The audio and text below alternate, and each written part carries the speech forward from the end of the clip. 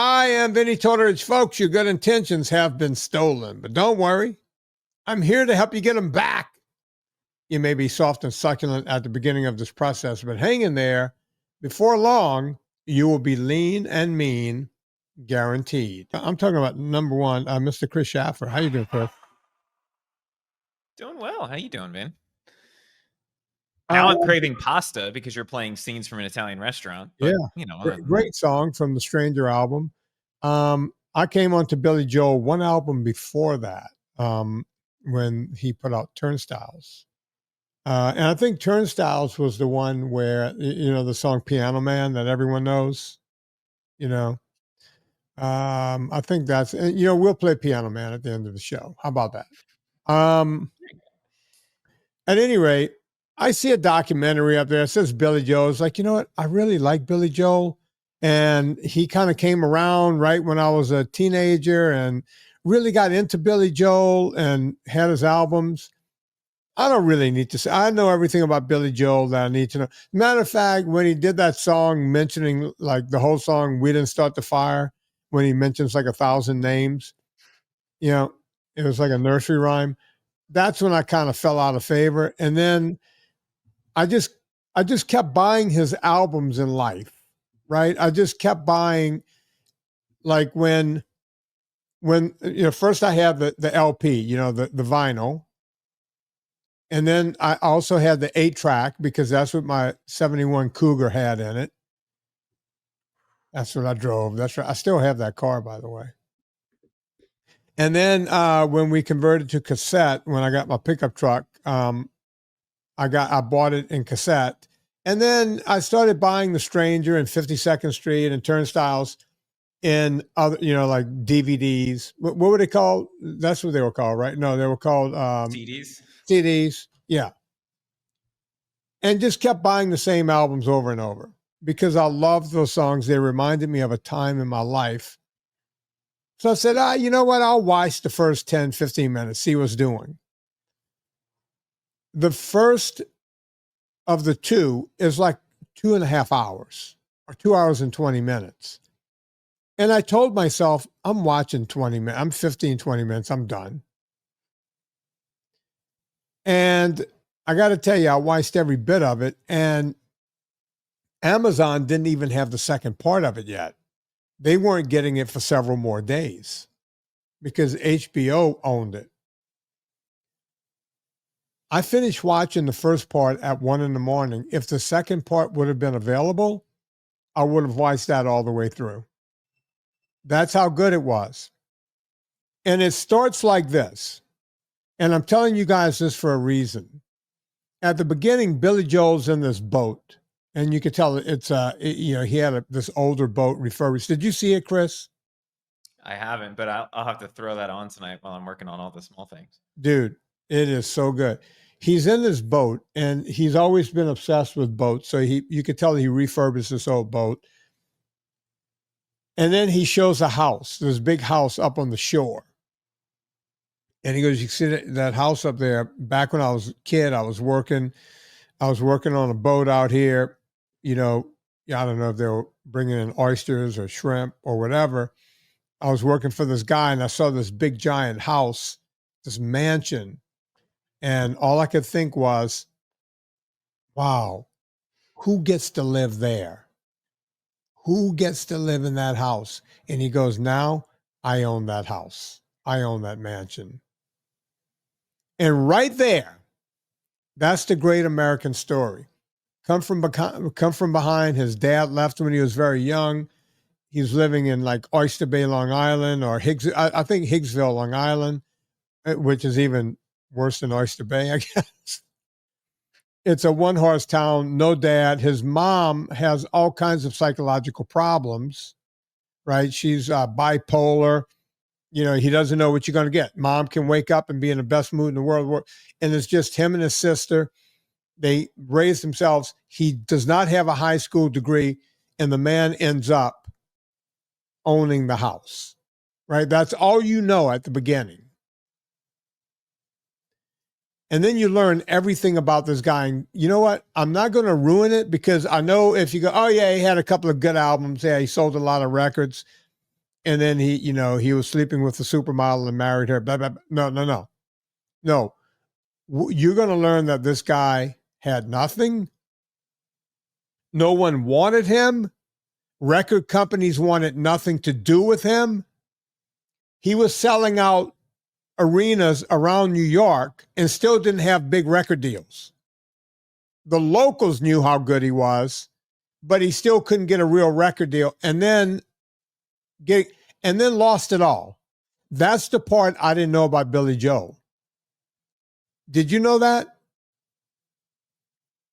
When you learn how he lost it all, you're going to want to go punch your television. Folks, do not have any sharp objects sitting next to you when you start hearing the part. It's when Christy Brinkley comes in. She starts telling the story of the beginning of the end, of when he literally lost it all.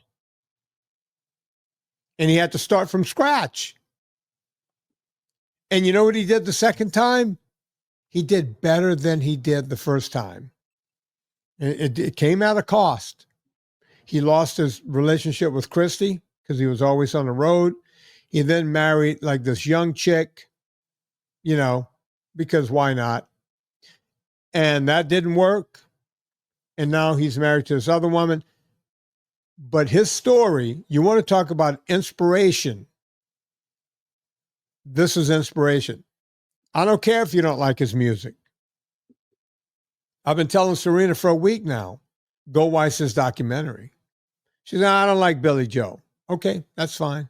Go watch the doc. I watch a lot of documentaries of people I can't stand because I want to learn I want to learn from them and about them. I think documentaries are the best thing we have when you want to learn about people, right? That's what we're doing here. So, Chris, part of your job is to watch that documentary, both parts. Where'd you say it is? It's on HBO and on Amazon? I think HBO Max had it first, or Max, or whatever they're calling it now. And I watched it on Amazon. So it's on both 1 and 2 is on Amazon, both parts.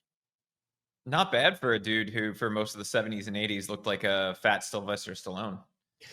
Yeah, the first time I saw him, he had boxing gloves on. He talks about that, not as far as looking like Stallone, but they both have those same kind of lazy looking eyes and the whole thing.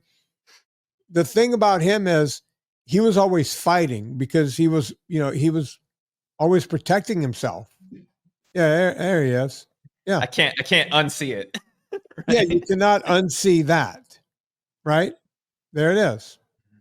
For anyone who's watching on YouTube, you get to see that. Chris, there are some words I did not know yesterday, and we're recording this on the 30th of July. There are names I did not know yesterday, and I know those names today. I have a feeling that what I'm getting ready to say falls into the political realm, but I'm keeping it apolitical because I don't do politics.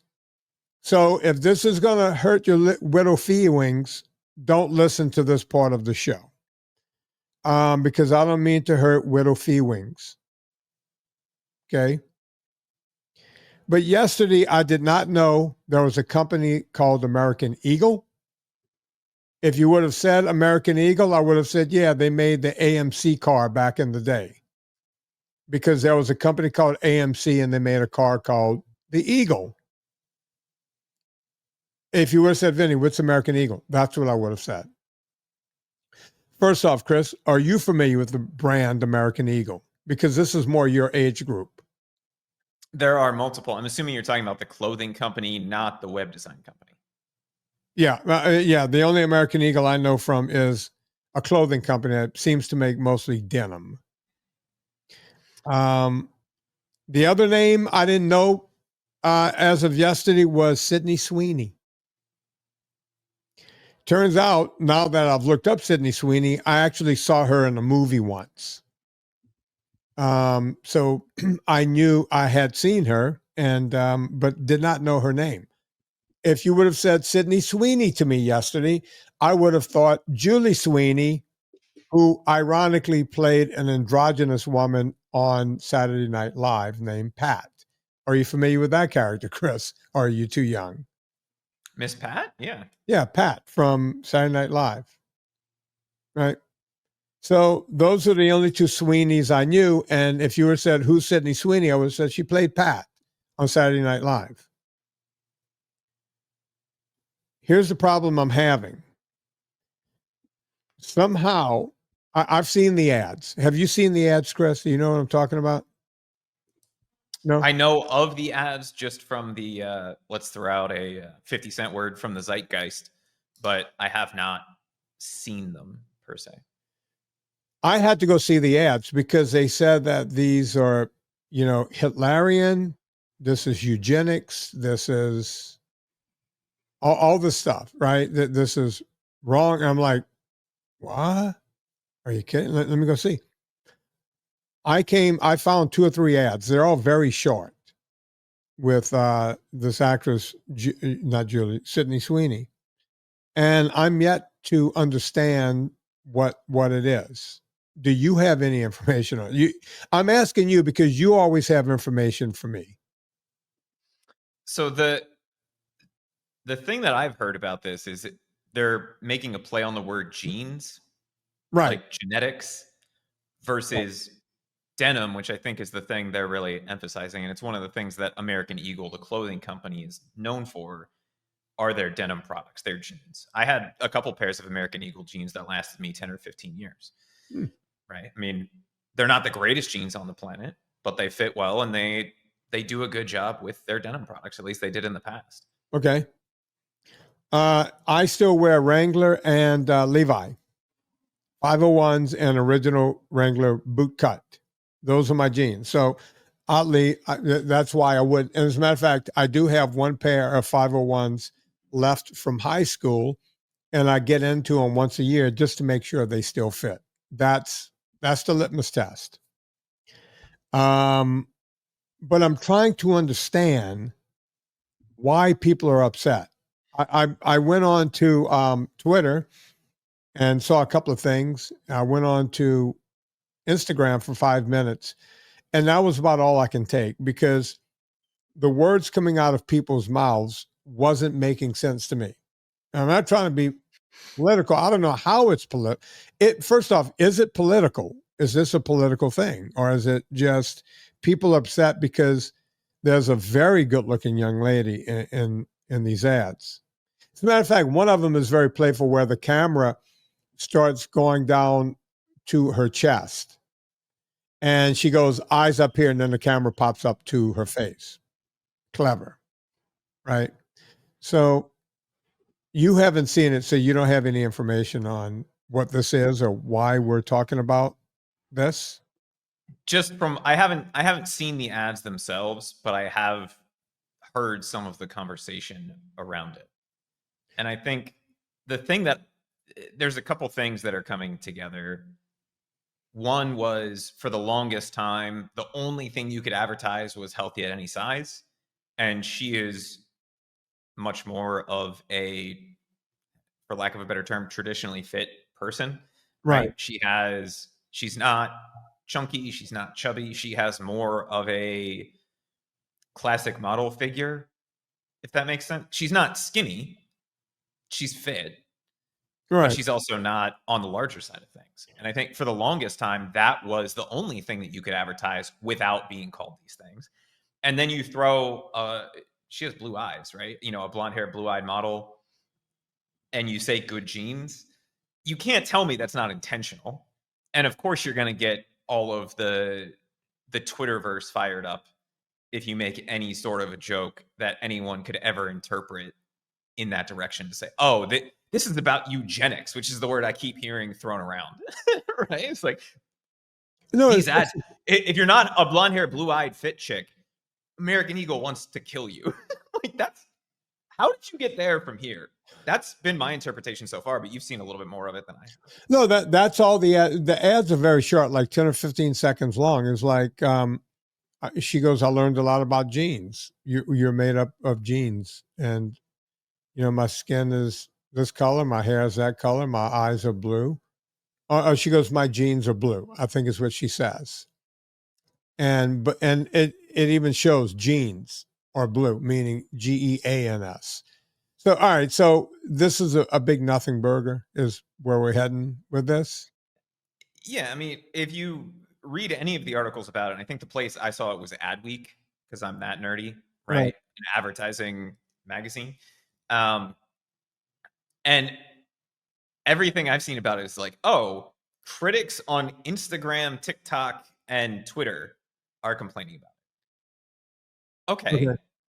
Well, that's, you can do anything and they'll complain about it, right? You're always going to find some subsection of it. And I think one of the things that we live through is everything is a dog whistle to Nazism, right? And if you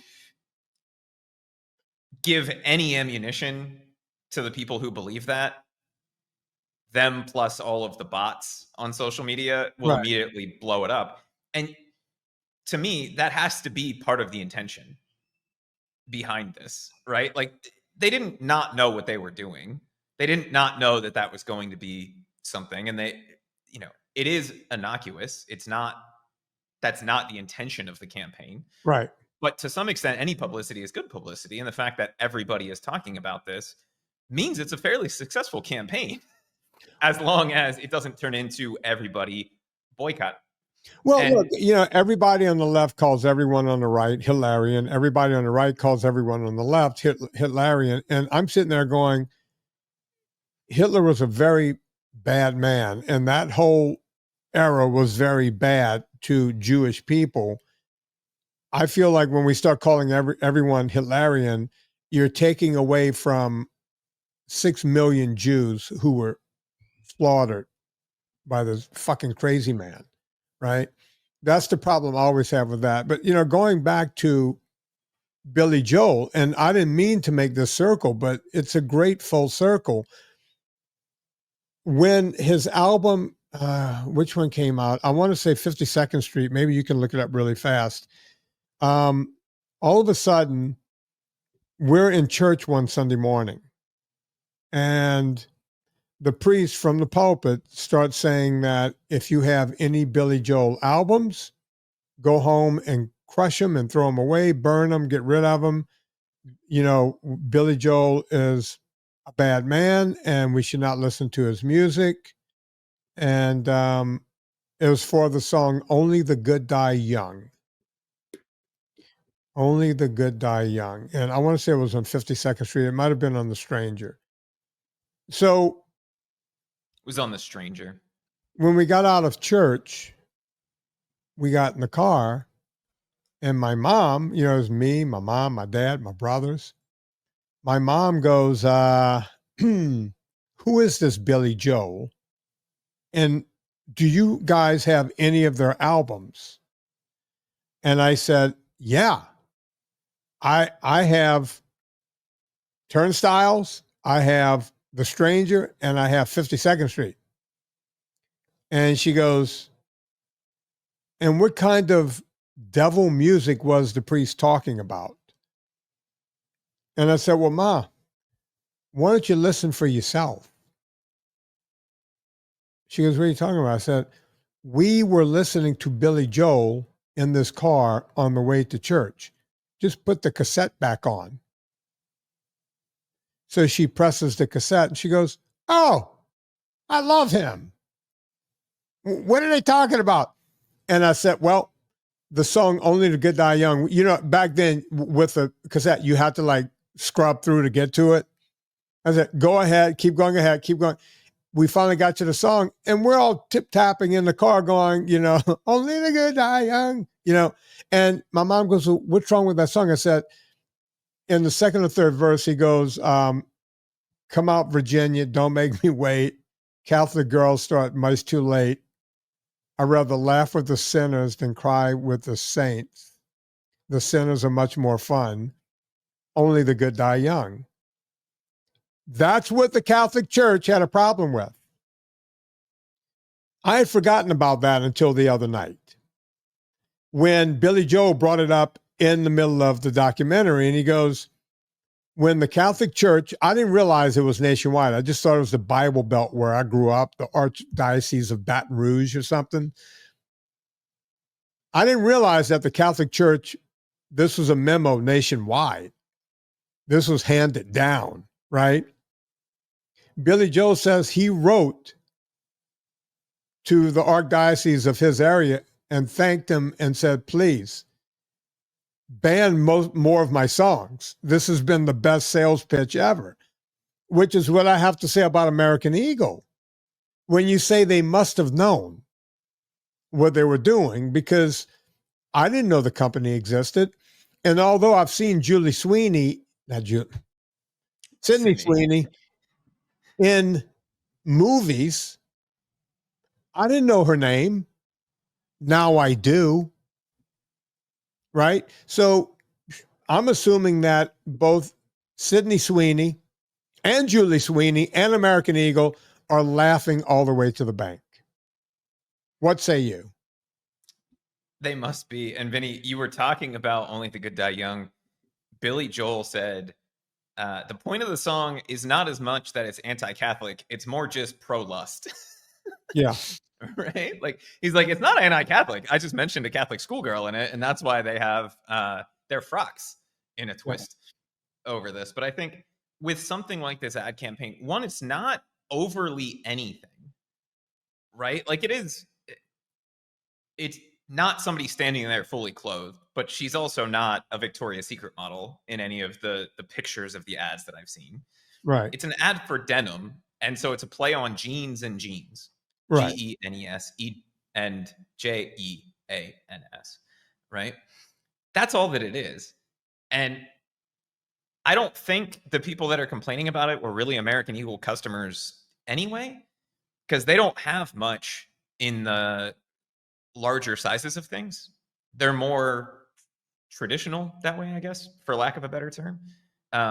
I thought every company made plus size clothing now. Otherwise, you would be pretty much out of business, because a third of Americans, at least, are either obese or morbidly obese. And that's something I've been trying to fight. That I've put my life work into fighting that and helping people. And by the way, if American Eagle was shaming people, I would be the first one. I would go on a boycott. I would figure out how to boycott them, because I don't believe in shaming people. I've been trying to help morbidly obese people. And this is not what they're doing at all, unless I'm reading it wrong. Yeah, so they do have some larger sizes of things, but I think their largest jeans are 38s. That's like male size 38. That's a fair shit. A lot of people I've talked to are in the 40s, like 46 and 48s and stuff like that. So, but 38 is pretty big. They make right? And I know when I was fat Chris, I stopped buying stuff there because they only had XLs, not double XLs. I could still get jeans that fit, but it was all right, hang on, Chris. When you were fat Chris, how tall are you? Let's give the audience some sizes here. 5'11". All right, 6 feet, 5'11". on the day, 5'11". All right, so let's call you 5'11". What was your top weight? Between 250 and 260. Okay, so you're probably right tapping past the 38 size, right? I was a 38-inch waist, but between an XL and an XXL shirt, because I carried it fairly well distributed. Right. Okay, so that gives you an idea of. So they're not making stuff for morbidly obese people.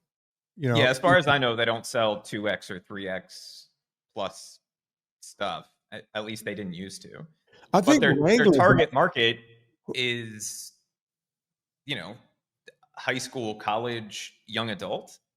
So that's not really who they're targeting anyway, right? Yes, there are some people that are in that demographic, especially more and more now, that are those sizes, but most people are towards the bottom end of that scale if you're in the target market for American Eagle.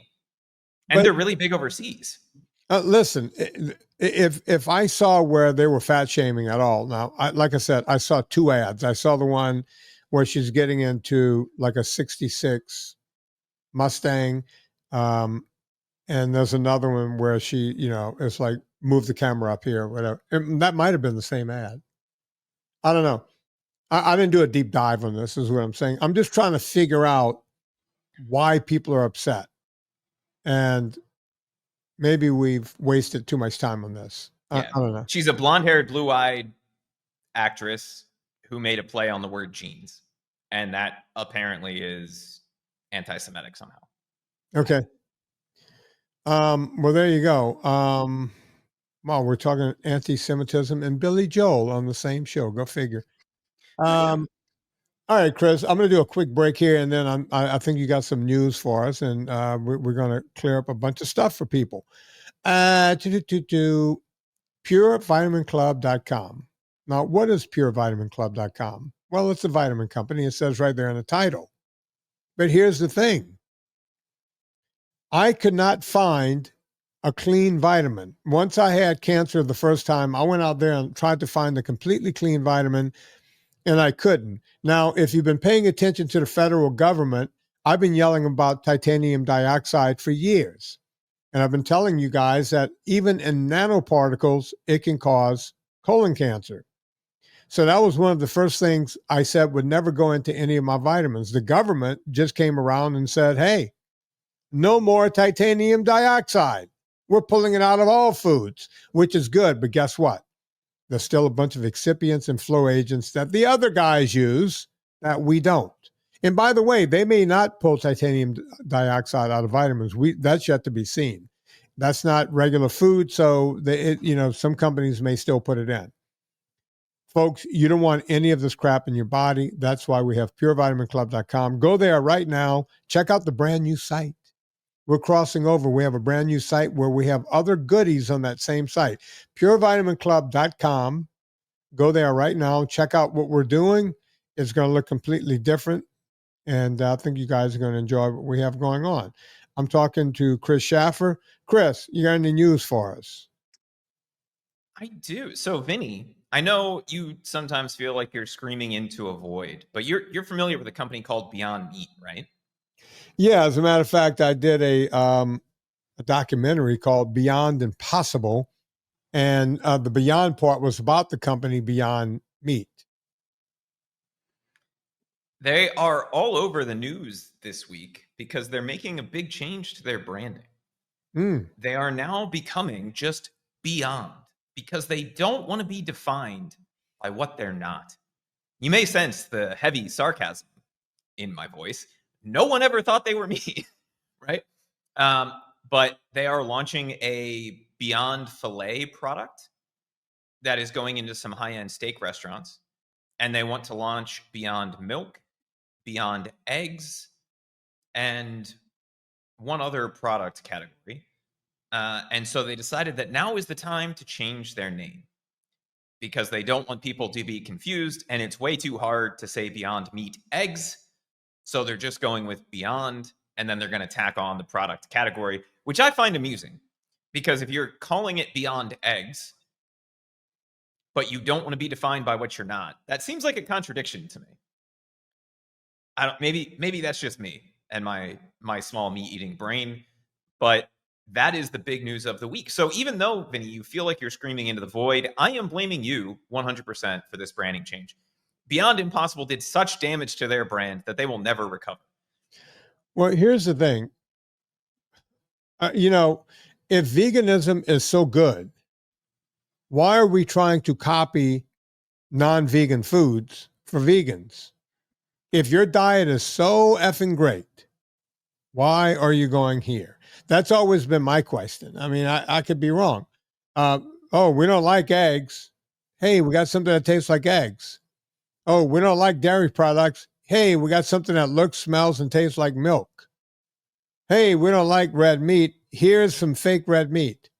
First off, Beyond Meat never looked good. It never tasted good. The sausages, everything. It was just all an abomination. I don't know how they keep getting money. Who's giving them this money to keep putting this stuff out is my question. And I didn't know that fake milk was broken. You already had hemp milk, oat milk, almond milk, soy milk, all of these other things calling themselves milk that are, by the way, folks, none of them are healthy for you. You want to get instant inflammation, use any of the products I just mentioned. Instant inflammation, guaranteed. So if those products are not good for you, how is Beyond milk going to be better? Because now you have to call it Beyond milk, right? What is the product? Beyond milk. What is it? A milk-like substance. What's it made of? That's what I need to know. Are you just copying one of these other companies? And what's the Beyond Eggs? Just Eggs already fucked that up. You know, there's no way to make a worse product than Just Eggs, which, by the way, has 0 egg in the product. Are you familiar with this product, Chris? Is that the fake egg whites It's the in a carton? It's I don't know if it's egg whites. I thought it was yellows and everything, but look it up. It's called Just Egg. And the one thing about it is that, as a matter of fact, I think someone tried to sue them by saying, hey, you can't put Just Egg on the front of a carton if there's no egg in it at all. Do you? Okay. So I'm looking at their stupid carton. This is the product I was thinking of. Vinny, the front of their carton says eggs from plants. Okay. How is that not just a straight up lie?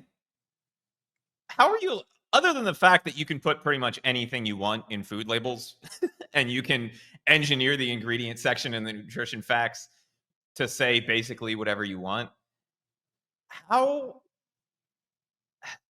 do you get away? So it's water, mung bean protein, canola oil. Let me tell you. It gets worse from there. Let me tell you how, Chris.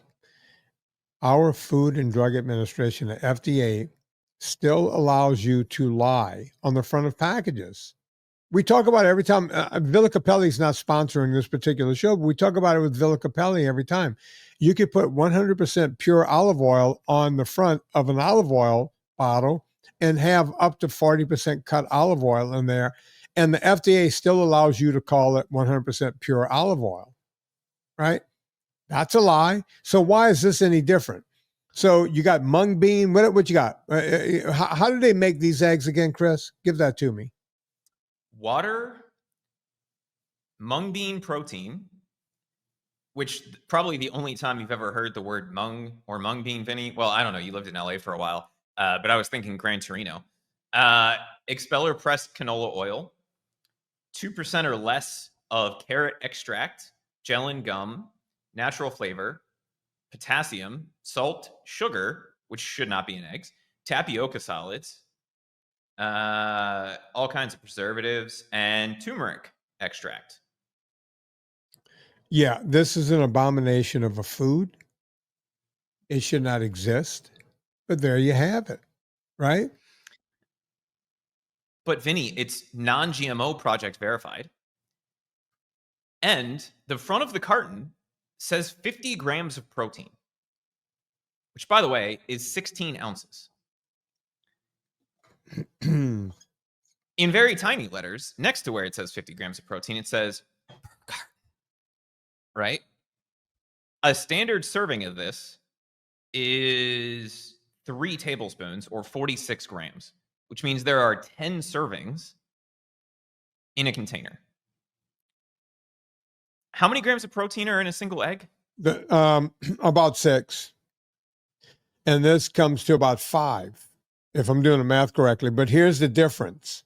I'm assuming that most of that protein is coming from the mung bean extract. Here's the difference, folks. You could go, well, there's 5 and the regular egg is 6. Here's the difference. Every amino acid you need to build every cell in your body is in the chicken egg. Guess what is not in mung bean protein? You don't have all of the amino acids, not even close. I've had experts on the show tell me that in order to get like a pea protein or an egg protein or a hemp protein, to get anywhere near the amino acid profile of a non-animal product, you would have to have somewhere between 7 and 10 times as much. On a good day, 5 times as much. Period. That's a fact, right? So you're not getting all of the amino acids in that mung bean, even if that mung bean protein was natural, like if you were just eating mung beans that were boiled. This has been processed into 1 inch of its life. Can you imagine how much protein has been lost in that product? How many amino acids were killed off? Right? That's where we are. It's not a one-to-one here. Not at all. Go on, Chris. So mung beans are one of the few plants that are considered to be a complete protein. But just like all of the other plants that are considered to be a complete protein, the only thing that means is that they have some of all of the essential amino acids. They're very low in methionine and lysine compared to an egg, which is essentially a perfect food from a compositional profile, right? If you look at it, everything is there in the right balance. Why? Because it's literally everything that a life needs to be alive in one shell, right? Mung beans are not designed that way. And while they do have the essential amino acids, they don't have them in the right ratios. So you're not even close when you're eating a whole mung bean. And then what you're doing is you're taking essentially just the protein portion of that. I'm assuming that's what they're extracting, right? I didn't hear protein anywhere else in the things you said. So I would have to say it's coming from that. Yeah. Unless expeller pressed canola oil or That's, gelling gum has a no, lot of that's all protein in it. fat. That's all just fat. Hey, Chris, the bottom line is lysine is one of the main amino acids to build muscle, to build organs in your body, to build all of it. And that's not even in a proper amount. And that's the problem that people will look at protein as a one-to-one, but it's not. Animal protein, animal-based proteins from milks, from eggs, from red meat, from fish is not the same as what you get from a plant. Sorry, it's just not. It's just the two amino acids that it lacks are two of the ones that are the most important for muscle synthesis, right? Yeah. Lysine and methionine. That's where it's low. And so beyond the fact, see what we did there? Yeah. Beyond the fact that it's just an abomination and the packaging is essentially a complete lie, there's no reason to even look at it. But Vinny, the reason I brought this up is not just because you single-handedly have crushed the Beyond stock, which, by the way, they're down another 50% since the beginning of the year. They're down, I think it's 90-something% from 3 years ago in terms of their stock market value. But as part of this rebranding, they're not only looking at launching the Beyond Egg, which is something like just egg or not egg, and the Beyond Milk, which is already its own product category, but they are simplifying and improving their formulas on things like their ground beef. So I wanted to get your thoughts on their new and improved ground beef formula. Let's hear it. So this is a 12-ounce package, 14 grams of fat, 8 grams of carbs, 21 grams of protein per serving. Okay. So on the surface, fairly comparable to ground beef. Like a hamburger. Yeah, sure. Yeah. Water, yellow pea protein, avocado oil, which just like olive oil can be pretty much anything, natural flavors, brown rice protein, red lentil protein, methyl cellulose, potato starch, pea starch, potassium lactate, faba bean protein, apple extract, pomegranate, potassium salt, spice, vinegar, and beet juice coloring. That's their new and improved and simplified formula. Yeah. So compared to ground beef. It's just a big old lump of inflammation is what I just heard. I don't know what you heard, but that's my takeaway. Just a big old giant lump of inflammation. Bottom line. Bottom effing line. Yeah. Good luck. Good luck. I can't believe that company's still around. I'm sitting over here laughing because they have a giant warning on their site that says peas are legumes. People with severe allergies to things like peanuts should be cautious when introducing pea protein into their diet because of the possibility that they also have a pea allergy. Contains no peanuts. All right. Do you have another story? Because I'm done with this. All right, hang on. Before you do that, I got to tell you guys something.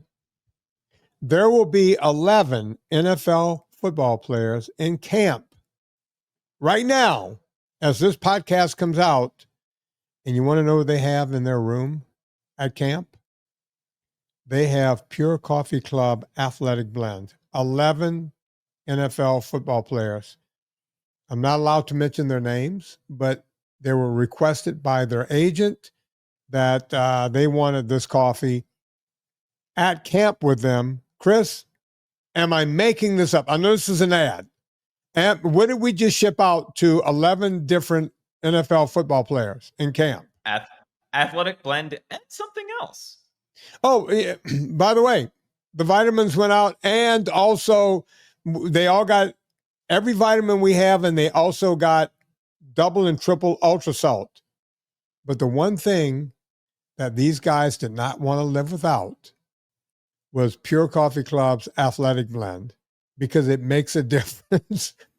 Look, we've known for years that there used to be ads called the Coffee Generation. They would show football players, rock stars, everyone else drinking coffee and going out on stage and going out on the football field. And the song Hold On Tight to Your Dreams were playing in the background. That was what they used. But these guys are not just requesting coffee, Chris. What are they requesting? Athletic Blend. Pure Coffee Club Athletic Blend for two reasons. Number one, it's effing delicious. It's some people frown upon it. It's like, wait, you put a Robusta bean with an Arabica, and I did that to get a higher caffeine content, but I didn't use any kind of cheap Robusta bean. I found high-end Robusta and mixed it with the highest end Arabica bean you can get. We roasted it to perfection. This coffee is delicious. I have, Chris, look, right behind me. You see it? Right behind me. I keep it right here at my coffee bar down in my office, the Athletic Blend. Shameless product placement by you, Vinnie. By the way, that's an accident that it's right over the top of my head right now. When the NFL starts calling for this stuff, that's when you know you're doing something right. These guys, they work at a very high level. We cannot mention their name because of endorsement deals and everything else. But Chris, is it right to say that there's some big names on that list? People that were in the playoffs, deep into the playoffs, and may or may not made it to the Super Bowl last year. Yes or no? Yes, sir. Chris is giving me a yes. So if you want to be like these guys, you too can have the best coffee on the planet, purecoffeeclub.com. And maybe one day you too can play in the NFL. Purecoffeeclub.com. Go check out the Athletic Blend. Just like 11 of the players in the NFL. I'm hoping we get more, Chris, because then I could go, no, we got 20, whatever. I just think it's cool. And by the way, they're not paying for it, folks. When I could not believe when they, this agent called and said, remember the 3 guys who gave it to you last year? Yeah. Their friends started using it. They all want this stuff in camp. It's an amazing story.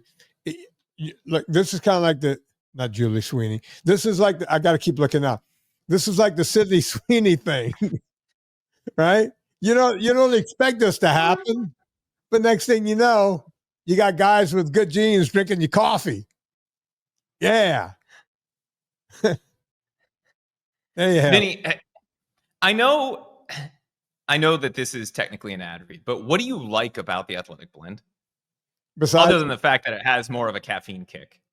The taste. And here's why. I grew up, you may or may not know the story about the coffee. I grew up in Louisiana where I think 90% of all coffee consumed in Louisiana is called community coffee. It's a brand. It comes in a red packaging. That's why mine has red packaging on it too. And that's all I drank. Either community, I drank three. I drank the medium roast, which was my favorite. I drank the dark roast, and I also drank the one with the chicory, coffee and chicory. And when I made the athletic blend, I was going for a higher caffeine content for athletes, kind of a pre-workout. I didn't expect it to taste exactly like the community coffee medium roast, but that's what it comes to. And every time I drink that coffee, it reminds me of childhood all over again. I like it with a little heavy cream in it because it reminds me of how my grandmother used to make it in the afternoon. In the afternoon, Chris, in the summertime, 2, 3 in the afternoon, my grandmother, I can walk in the house, the coffee smell. She would put the heavy cream in it. She would put evaporated. Do you know what evaporated milk is? When they evaporate the milk? Sugar with a little bit of dairy in it. Yeah. No. That's Oh, that's sweetened milk. condensed. Yeah, no, Yeah. that's the milk, like milk concentrate, right? It's milk concentrate, and it's like a creamy, very creamy. And it was made by a company called Pet, P-E-T, and my grandmother called it pet milk, right? So we would I would get a little pet milk in that coffee with a spoon of sugar. And then as I got older, as my taste buds got, when I got to high school and everything, I started putting less and less sugar. I was getting all I wanted was the coffee taste and a coffee flavor, but I never stopped putting that pet milk in it. But now I just put a little heavy cream in there. See what I do? So that's a long ad, but folks, go check out purecoffeeclub.com. Get the athletic blend. Chris? Did Vinnie Tortorich just admit to eating sugar? I think that's what just happened. I'm a sugarholic. You've had sugar before? I had a lot of sugar. I'm a sugarholic. That's why when people go, you seem to know exactly where I live. You seem to know how I feel. Yeah, I'm one of you. I'm you. I know what sugar does to me. I've seen what sugar does to me. I've seen what eating rice and pasta and all this stuff in large quantities will do to you. I was becoming a fat person after I finished my college football career.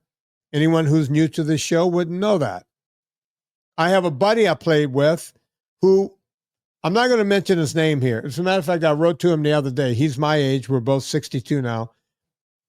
He had as many scholarship offers to be a decathlete as he did to be a football player. The guy was a stud linebacker who could have been a decathlete, could have probably made it to the Olympics. He weighs over 500 pounds now. And I've been talking to him and working with him.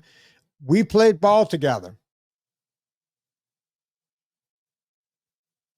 I almost cry every time I talk to this guy. I want him to be healthy again. I was going down that same road after football. Hell, when I played, you want to talk about jeans, my waist was like 32, same as it is right now. I looked like a bodybuilder. I had one of those bodybuilder, it's like I had the big wings, the big lats sticking out, the big chest, the whole thing. I had the X frame, right? I had the big legs and the whole thing. And I weighed 215 to 225 when I was playing, usually closer to 225. As soon as I got out of playing and I was off of scholarship, but I was still in school, I couldn't eat on training table anymore. I wasn't eating 6, 8, 10 eggs in the morning. I wasn't eating bacon. I wasn't eating red meat for dinner every night. I wasn't eating fish or whatever they had. I was eating ramen noodles, vermicelli pasta with butter if I could afford butter, or olive oil, whatever I could afford. I couldn't even afford to buy sauce. Couldn't afford any of it. And I started ballooning up. I was still working out. I was 21 years old. I was still working out like an animal. All of a sudden, I weigh 275. I'm your height, 275. Now, I was holding it very well because I still had the big legs. I still had the big chest. I was still working out. But with all the working out, I still couldn't lose the weight. And the other thing I was helpless against was anything with sugar. I was working at Tulane, which every time I passed, they had the, they had the big jug of the Gatorade. Fill it up. Fill it up. I became a sugar addict. So when people go, how do you know me so well? Because I was there. I was right there, and I was able to change the way I was operating, even when I didn't have 2 dimes to rub together. And we've talked about this, Chris. I used to go buy the government kind of, they called it, what was it? It was like the yellow label with black. They called it generic food or something like that. I would go buy the can. It was yellow with black writing, said tuna. I couldn't even afford Star-Kissed. I could not afford chicken of the sea. I had to get the one that said tuna on the can. Okay. You just said tuna, and that's been a trigger for me the last few days. Did you know it's very hard to find just tuna in a can? Almost all of the cheaper tuna now is tuna with soy. And Really? I found out this week that they sell pre-made tuna with rice in a can.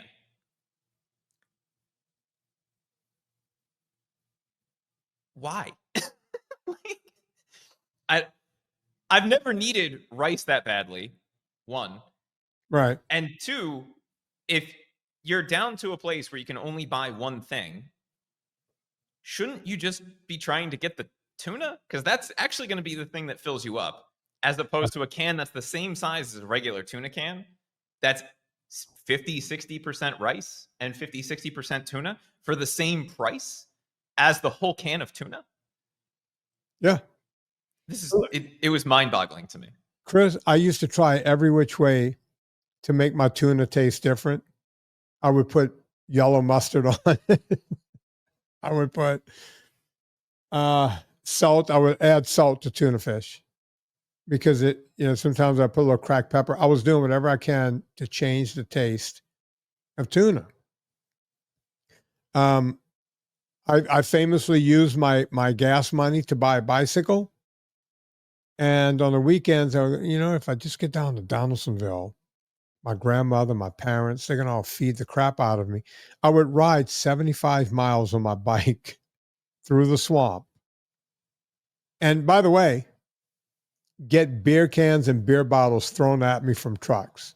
Because once you get out of New Orleans and you're out in the middle of nowhere and you're on a bike with some tight shorts on, some dudes are going to come by and call you some things and throw shit at you. That's just what's going to happen. Back in 1983. Sorry. Still would. Yeah. Probably. See, the trick, Vinny, is you have to egg them on so they throw more cans at you so you can collect the aluminum and turn that into more tuna. Yeah, I can get the good tuna now.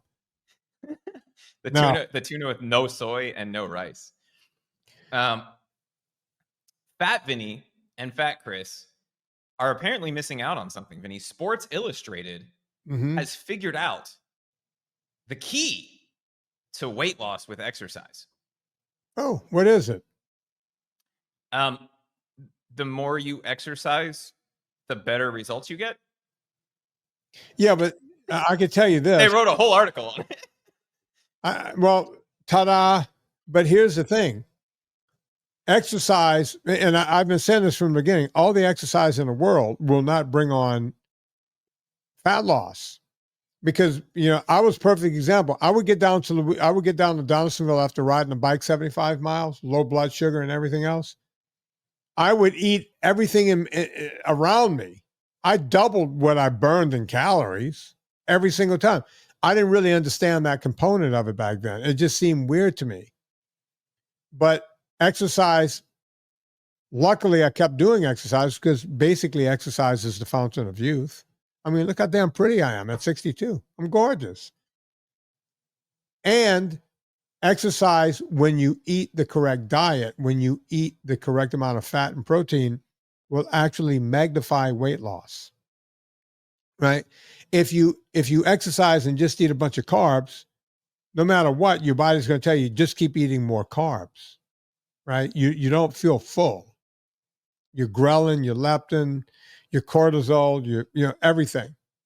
Insulin, it's all backwards. The switches are in the wrong direction. And that happens when you just eat carbs. I can tell you, you're doing 10 steps better if you're eating carbs and eating protein and fat all together, or more specifically, carbs and protein. I did a lot of that. I think we've talked about it on this show before. I would mix my tuna fish with rice because rice is dirt cheap. And I had to fill my stomach with something. So if I had 2 cans of tuna fish, I would mix a little rice in just to extend it a bit. But you see, the major portion of that meal was the protein. And I still lost weight. I was young. I was doing all this exercise. It all worked. And I was fat phobic for a while, meaning afraid of eating fat, not afraid of fat people, because I was one of them. I wasn't afraid of me. But I was afraid to eat any fat. And then I started going, wait a minute. You eat a little bit of this stuff and you don't feel hungry for a long time. And that's when I started getting away from the calorie in, calorie out thing. And that's when I started talking to some of my professors. And that's why, folks, I was one of the early guys on the internet going, if you want to lose weight, eat fat, because it works. I did it way back then. And here I am still with the same size waist today. And God only knows I do not have the genes of Sydney Sweeney. I had to look her up again. I got it written down here. I got Julie Sweeney, Pat, and I have Sydney Sweeney written right next to each other. That's a recipe for disaster. I think I bring this study up sarcastically, or this article from Sports Illustrated, because that's really the takeaway. The point they were trying to make is that if you are on a diet, the more you exercise, the less muscle you lose, which means you increase fat loss because muscle burns more calories on your body. Right. And we talked last week or the week before about how what goes into your body has a much bigger impact on how much you weigh than how many calories you burn or how many calories you think you burn by doing any activity. But if you can increase your muscle mass while decreasing fat, or maintain your muscle mass while decreasing fat, that is the holy grail, which is the title that they went with for this. But the real takeaway was the more you work out, the better you see that effect. It's like, yeah. Like, obviously. So if you're working out once or twice a week, that's good. If you're working out 3 or 4 times a week, that's better. And I think they stopped theirs at a 6-day-a-week routine. So they still had a rest day built in. And they said the people who worked out 6 times a week had the most muscle retention, or even in some cases, some muscle gain if they were untrained, and the most fat loss. Now, that doesn't come out from working out more. It's not because they're burning more calories. It's because they're maintaining that muscle mass and still eating on that calorie deficit that everybody else in the study was eating on. Chris, I was watching another documentary about the late, great Ed Sullivan. And, it was about how Ed Sullivan was the first guy to bring Black people on television and all this. It was great, just a great documentary, because everyone he had on, I was a big fan of, right? And you're looking at, including Ed Sullivan, right? Everybody was lean. Everybody was just in great shape. Of course, they had to show Elvis, right, in great shape. Bojangles, you might not even remember who Bojangles, he was this dancer. And you're looking at all these people going, my God, look at these people. But you see, it was back in the day, it was post-war, mid-1950s. Television was just coming into vogue. People still walked. People still went up and down stairs. You didn't have escalators and elevators and everything else. People still had to do things manually, right? And everybody that was on that show was just fit and lean to a point where you go, oh my God, there's no fat anywhere.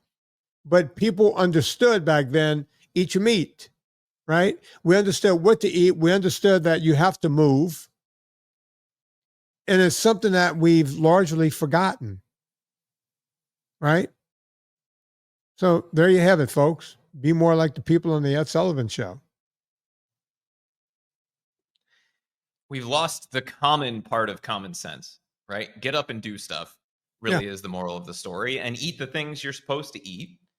And if you want to put a little life into living every once in a while, that's okay. Just make it a once in a while thing. And Vinny, you know what works really well to stop a sugar or carbohydrate craving? Go on. A nice piping hot cup of black coffee. Yeah. Just to bring it full circle for you. Yeah. But seriously, anything that's more on the bitter side will cut that craving immediately. And so if you find yourself doing a little bit of life into living, grab yourself a little cup of coffee and cut it right out. Look, I just have one of mine right here. Cup is still right here on my desk. Every time before I start a show, as you know, I'm sipping on an espresso, right? It's my thing. If when it's holiday time and there's treats and everything else, I always cut it with drinking coffee right after I have the dessert or whatever. It just cuts it for me right there, and I'm able to move on. Chris, we're going to call it right there. Folks, if you want to write to me and explain this Sydney Sweeney thing to me, please do, because I get what's going on. I'm not that dumb, but wow, things just come right up and they just blow right past me. Chris, anything you want to announce? Anything going on at any of the companies? Nothing right now, other than we should have, by the time this comes out, I'm hoping we have the new site live, a big checklist of stuff that I'm going through over the next few days. But I'm going to be knocking through that between today and tomorrow, and we'll see if we can get that live before this comes out. So go check it out. PureVitaminClub.com, PureCoffeeClub.com. Go to VinnieTortorich.com. At some point, we will open up the VIP group because with everything else Chris and I are working on, we are also working on finishing up the workouts, and they will be free for anyone in the VIP group. So make sure your name is on that list when we open it up. Get in immediately, and then you too will also be able to get those workouts for free. That's VinnieTortorich.com/VIP. If you want to find Chris, no, he can't be found, so don't worry about that. On behalf of Chris and me and Billy Joel, I said that wrong. I should have said between Chris and Billy Joel. My name is Vinnie Tortorich. Put life into living and do it with the Piano Man.